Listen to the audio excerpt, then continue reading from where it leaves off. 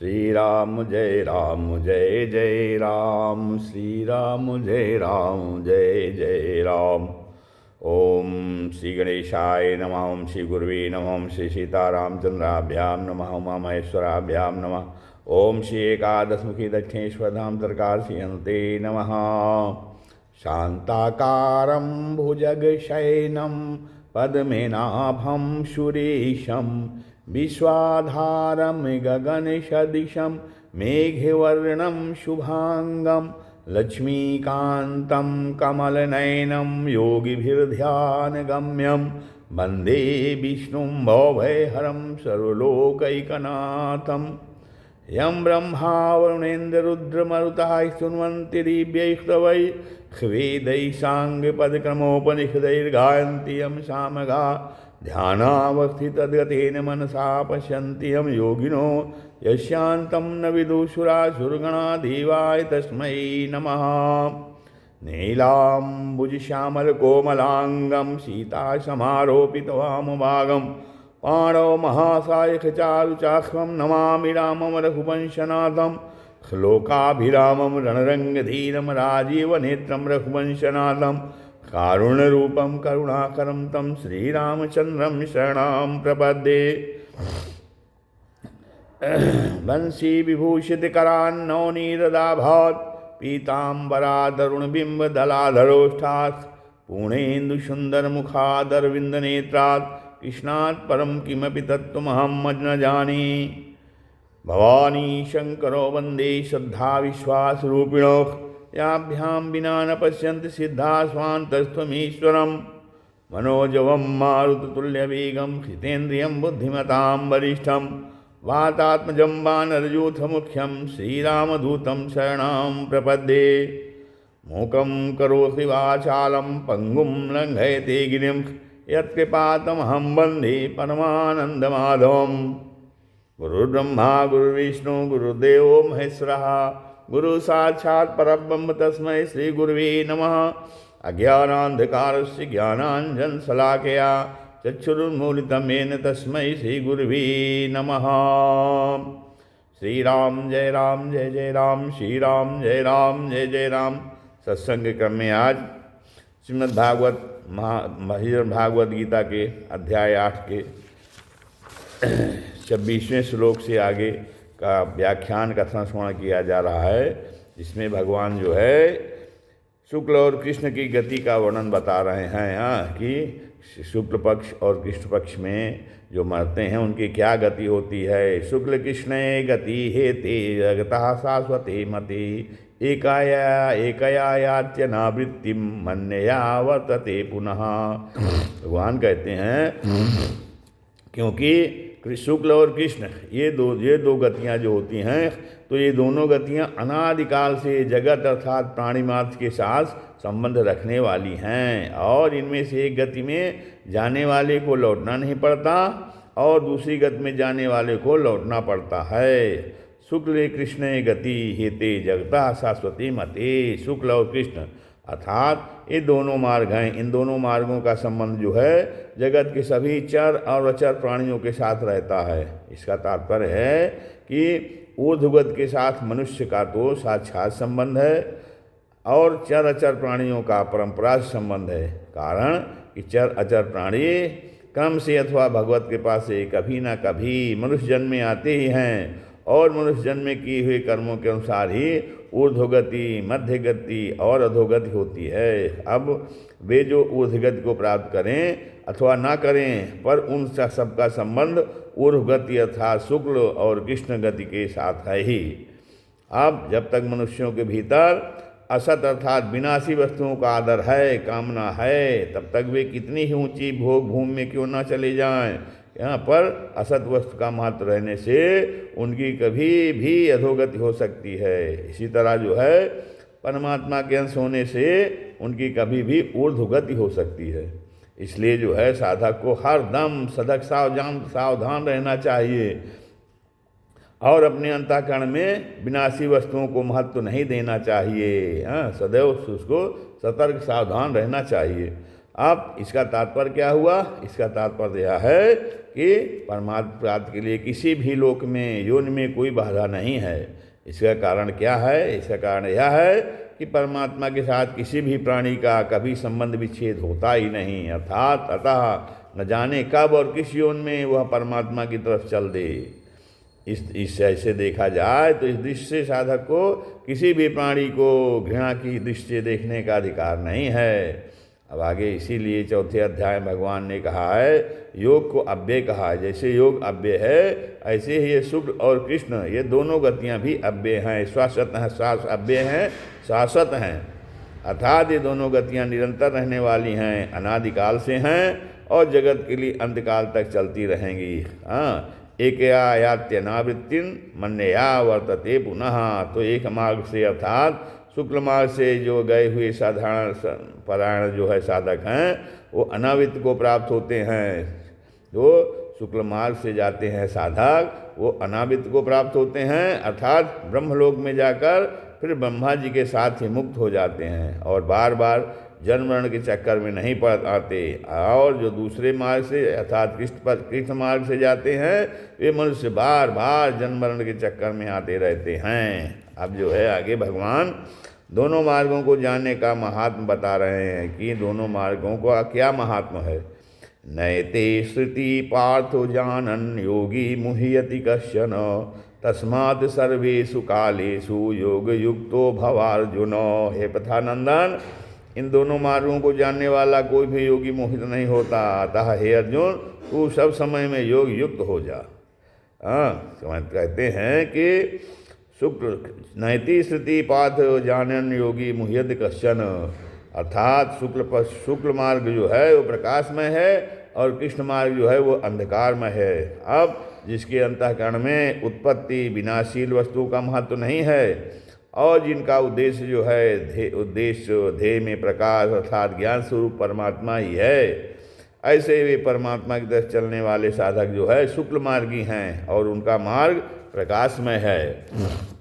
अब जो संसार में बचे हैं और जिनका सांसारिक पदार्थों का संग्रह करना और उनसे सुख भोगना ही ध्येय उद्देश्य होता है, लक्ष्य होता है, ध्येय होता है, ऐसे मनुष्य तो घोर अंधकार में हैं ही। पर जो भोगने के उद्देश्य से यहाँ के भोगों से संयम करके यज्ञ तप दान आदि शास्त्र विहित शुभ कर्म करते हैं और मरने के बाद स्वर्ग आदि ऊँची भोग भूमियों में जाते हैं, वे यद्यपि यहाँ के भोगों में आसक्त मनुष्यों से ऊंचे उठे हुए हैं, तो भी आने जाने वाले अर्थात जन्म मरण के मार्ग में होने से वे भी अंधकार में ही हैं। तात्पर्य है कृष्ण मार्ग वाले ऊंचे ऊंचे लोकों में जाने पर भी जन्म मरण के चक्कर में पड़े रहते हैं। कहीं जन्म गए तो मरना बाकी रहता है और कहीं मर गए तो जन्मना बाकी रहता है। जैसे ऐसे जन्म मरण के चक्कर में पड़े हुए वे कोल्हू के बैल की तरह अनंत काल तक घूमते ही रहते हैं। अब इस तरह शुक्ल और कृष्ण दोनों मार्गों के परिणाम को जानने वाला मनुष्य योगी अर्थात निष्काम हो जाता है, भोगी नहीं। योगी माने निष्काम। कारण कि वह यहाँ के और परलोक के भोगों से ऊंचे उठ जाता है, इसलिए वह मोहित नहीं होता। आप सांसारिक भोगों के प्राप्त होने में और प्राप्त न होने में जिसका उद्देश्य निर्विकार रहने का ही होता है, वह योगी कहलाता है। तस्मात् सर्वेषु कालेषु योग युक्तो भवार्जुन। भगवान कहते हैं, हे अर्जुन, जिसका ऐसा दृढ़ निश्चय हो गया है कि मुझे तो केवल परमात्मा तत्व की प्राप्ति ही करनी है, तो फिर कैसे ही देश काल परिस्थिति आदि के प्राप्त हो जाने पर भी वह विचलित नहीं होता। अर्थात उसकी जो साधना है वह किसी देश काल घटना परिस्थिति आदि के अधीन नहीं होती। उसका लक्ष्य जो है परमात्मा की तरफ अटल रहने के कारण देश काल आदि का उस पर कोई असर नहीं पड़ता। अनुकूल प्रतिकूल देश काल परिस्थिति आदि में उसकी स्वाभाविक क्षमता हो जाती है। इसलिए भगवान अर्जुन से कहते हैं कि हे अर्जुन, तू सब समय में अर्थात अनुकूल प्रतिकूल परिस्थितियों के प्राप्त होने पर उनसे प्रभावित न होकर उनका सदुपयोग करो और उनका सदुपयोग करते हुए अनुकूल परिस्थिति के प्राप्त होने पर मात्र संसार की सेवा करते हुए और प्रतिकूल परिस्थिति प्राप्त होने पर हृदय से अनुकूलता की इच्छा का त्याग करते हुए योग युक्त हो जा, अर्थात नित्य निरंतर समता में स्थित रहा। जब प्रतिकूल परिस्थिति प्राप्त हो तो हृदय से जो है सोचो प्रसन्न रहो प्रतिकूल परिस्थिति में, कि अनुकूलता की इच्छा का त्याग कर दो कि हमें अनुकूलता नहीं चाहिए। हाँ, तो इस प्रकार से नित्य निरंतर समता में स्थित रहो। अब भगवान जो है योगी की महिमा का वर्णन करते हैं कि योगी माने निष्काम। हाँ, योगी माने निष्काम। हाँ, जब मनुष्य निष्काम हो जाता है, भोगी नहीं रहता है, उसे योगी कहते हैं। भगवान कहते हैं वेदेषु यज्ञेषु तपःसु चैव दानेषु यत् पुण्य फलम प्रदिष्टम अत्येति तत्सर्वमिदं विदित्वा योगी परम स्थानमुपैति चाद्यम। भगवान कहते हैं योगी इसको जानकर वेदों में अर्थात शुक्ल और कृष्ण मार्ग के रहस्य को जो योगी जान लेता है, उसको वेदों में, यज्ञों में, तपों में तथा दान में जो जो पुण्य फल कहे गए हैं, यद पुण्य फलम प्रतिष्ठम, तो उन सभी पुण्य फलों का अतिक्रमण कर जाता है। अत्येति तत्सर्वमिदं विदित्वा योगी परम स्थान उपैत्यादम, तो वो सभी उन पुण्य फलों का अतिक्रमण कर जाता है, परवाह नहीं करता है और आदि स्थान परमात्मा को प्राप्त हो जाता है। परम स्थानम उपैति चाद्यम, और वह आदि स्थान आद्यम आदि स्थान परमात्मा को प्राप्त हो जाता है। तो वेदेश यज्ञ तपस्ु यज्ञ दान तप तीर्थ व्रत आदि जितने भी शास्त्रीय उत्तम से उत्तम कार्य हैं और उनका जो फल है वह विनाशी ही होता है। यज्ञ दान तप तीर्थ व्रत आदि जो भी किया जाए उत्तम से उत्तम कार्य, तो उनका जो फल है वो विनाशी है। कारण कि जब उत्तम से उत्तम कार्य का भी आरंभ और समाप्ति होती है, तो फिर उस काल से उत्पन्न होने वाला फल भी अविनाशी कार्य हो सकता है। अविनाशी कार्य कैसे हो सकता है, अविनाशी कैसे हो सकता है? जिसका फल है वो अविनाशी नहीं होगा। वह फल चाहे इस लोक का हो, चाहे स्वर्ग आदि भोग भूमियों का हो, उसकी नश्वरता में किंचित मात्र भी फर्क नहीं है। जीव स्वयं परमात्मा का अविनाशी अंश होकर भी विनाशी पदार्थों में फंसा रहे, तो इसमें उसकी अज्ञता ही मुख्य है। हाँ, जीव जो है देखिए परमात्मा का अंश है, ईश्वर अंश जीव अविनाशी और चेतन अमल सहज सुख राशि। तो जीव जो है परमात्मा का अंश है, और ये होते हुए भी वो जो सांसारिक विनाशी पदार्थ हैं उसमें उसकी वो फंसा रहता है, उसकी चाह रखता है, कामना रखता है। तो ये उसकी अज्ञता, ये उसकी अज्ञता अज्ञानता ही है। अतः जो मनुष्य आगे जो है जो मनुष्य जो है शुक्ल और कृष्ण मार्ग के इस रहस्य को समझ लेता है, वह यज्ञ तप दान आदि सभी पुण्य फलों का अतिक्रमण कर जाता है, उनकी परवाह नहीं करता है, उनकी चाह नहीं करता है। कारण कि वह समझ लेता है कि भोग भूमियों की भी आखिरी हद जो है वो ब्रह्मलोक है।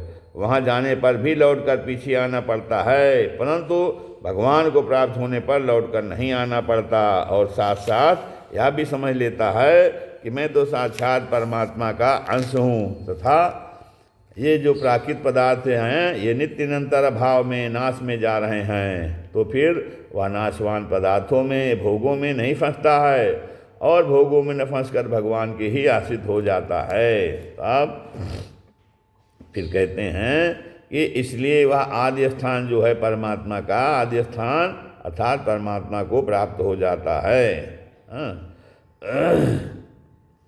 अब जो है आदि स्थान परमात्मा का जो है उसको क्या है, जिसको उस आदि स्थान को परम गति और परम धाम कहते हैं। परम धाम, आदि स्थान माने परम गति और परम धाम को, परमात्मा के परम धाम को प्राप्त हो जाता है। अब नाशवान पदार्थों के संग्रह और भोगों में आसक्त मनुष्य उस आदि स्थान परमात्मा तत्व को नहीं जान सकता। जो मनुष्य जो है जो नाशवान पदार्थों में संग्रह और भोग में लगा हुआ है, वह आदि स्थान परमात्मा को नहीं जान सकता है, वहाँ नहीं जा सकता है। और न जानने की या उस असामर्थ्य न तो भगवान की दी हुई है, न प्रकृति से पैदा की हुई है, और न किसी कर्म का फल ही है। अर्थात यह असामर्थ्य जो है किसी की देन नहीं है, किंतु स्वयं जीव ने ही परमात्मा से विमुख होकर इसको पैदा किया है। इसलिए यह स्वयं ही इसको मिटा सकता है। कारण कि अपने द्वारा की हुई भूल को स्वयं ही मिटा सकता है, और इसको मिटाने का दायित्व भी स्वयं पर ही है, जीव पर ही है। इस भूल को मिटाने में या जीव असमर्थ नहीं है, निर्बल नहीं है, अपात्र नहीं है, केवल संयोग जन सुख की लोलुपता कारण यह अपने में असामर्थ्य का आरोप कर लेता है और इसी से मनुष्य जन्म का महान लाभ से वंचित रह जाता है। जो मनुष्य जन्म का महान लाभ परमार्थ प्राप्ति है, उससे जीव जो है वंचित हो जाता है।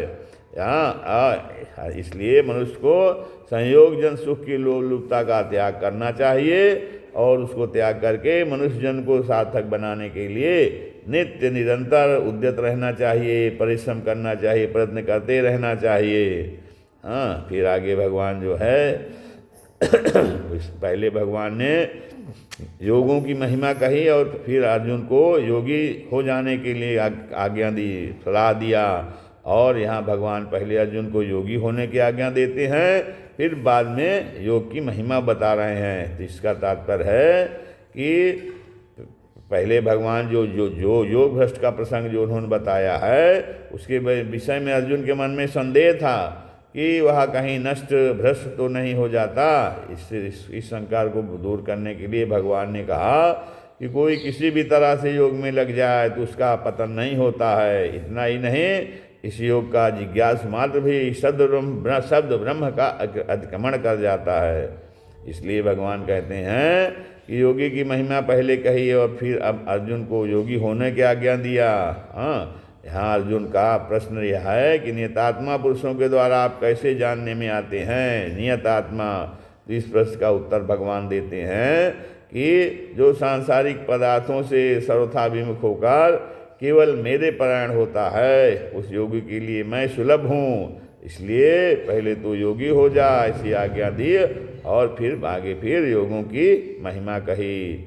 ओम तत्सदिति श्रीमद्भगवद्गीता निखत ब्रह्म विद्यायाम योग शास्त्रे श्री कृष्णार्जुन संवादे अक्षर ब्रह्म योगो नामाष्टमो अध्यायः। इस प्रकार ओम तत्सत इन भगवान नामों का उच्चारण पूर्वक ब्रह्म विद्या और योग शास्त्र में श्रीमद् भगवद्गीतोपनिषद रूप श्री कृष्णार्जुन संवाद में अर्जुन ब्रह्म योग नामक 8वां अध्याय पूर्ण हुआ। श्री राम जय जय राम, श्री राम जय राम।